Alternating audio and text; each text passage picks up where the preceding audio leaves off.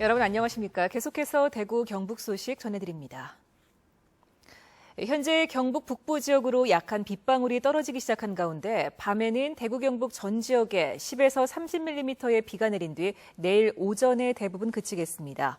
오늘 낮 최고 기온은 대구 25.6도, 구미 24.7도 등 22도에서 26도의 분포로 어제보다 4, 5도가량 낮았습니다. 내일은 흐리다 차차 맑아지겠고 아침 최저 기온은 대구 23도 등 21도에서 23도, 낮 최고 기온은 대구 29도 등 26도에서 30도의 분포로 오늘보다 3, 4도가량 높겠습니다.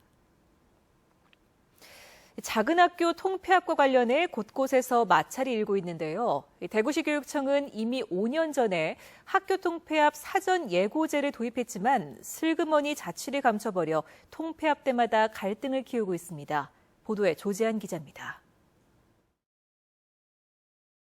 2011년 12월 대구시 교육청은 3년 뒤 학생 수가 통폐합 대상 기준 이하가 될 것으로 예상되면 사전 예고하겠다고 밝혔습니다.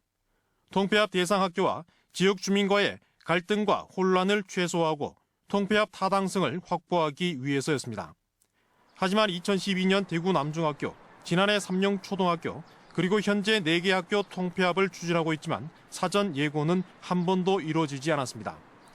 오히려 최근까지도 학교 측은 통폐합은 근거 없는 소문이라고 일축했다며 밀어붙이기식 통폐합 방침에 학부모들은 반발하고 있습니다. 이동 수업을 거쳐서 서로 간의 교우 관계를 만들고 나서 통폐합을 하는 게 옳지 않겠는가. 그런 준비 과정은 전혀 없었는데 그냥 3월 달에 무조건 이 학교는 문 닫고 여기 있는 학생들은 무조건 저쪽으로 밀어넣겠다. 교육당국은 통폐합 사전 예고제를 시행하지 않은 것은 학부모와 동창회, 지역인사 등과의 갈등과 혼란을 줄이기 위해서라며 사전 예고제 도입 때와 같은 이유를 댔습니다.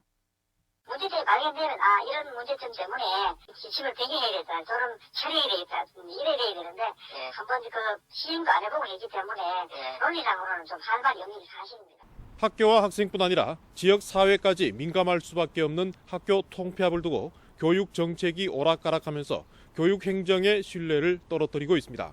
MBC 뉴스 조재환입니다.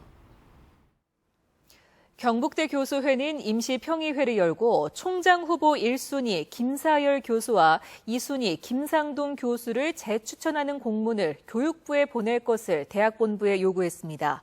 최근 교육부가 부산대 총장을 임용하는 등 변화 조짐을 보이고 있어 2014년 12월 교육부의 후보자 재추천 요구에 동일 인물을 재추천해 총장 임용 제청을 받기 위해서입니다. 대학본부 측은 법적, 행정적 검토를 거쳐 공문 발송을 결정하기로 했습니다. 서울중앙지방법원은 7국의 한 조경업체가 국가와 한국농어촌공사 등을 상대로 4대강 사업으로 손해를 봤다며 낸 소송에서 피해를 본 조경수와 야생화 감정 가격의 80%인 약 1억 원을 배상하라고 판결했습니다.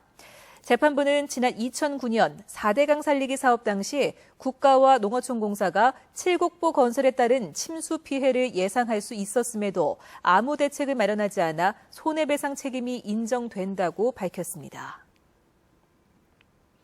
동북지방통계청에 따르면 지난달 대구의 고용률은 59.8%로 지난해 같은 달과 같고 지난달 실업률은 4.1%로 지난해 같은 달보다 0.5%포인트 올랐습니다. 또 지난달 경북의 고용률은 63.1%로 지난해 같은 달보다 0.5%포인트 떨어졌고 실업률은 3.5%로 지난해보다 0.8%포인트 올랐습니다. 한편 지난달 대구의 비경제 활동 인구는 지난해 같은 달보다 7,000명 줄었고 경북의 비경제 활동 인구는 지난해보다 1,000명 늘었습니다.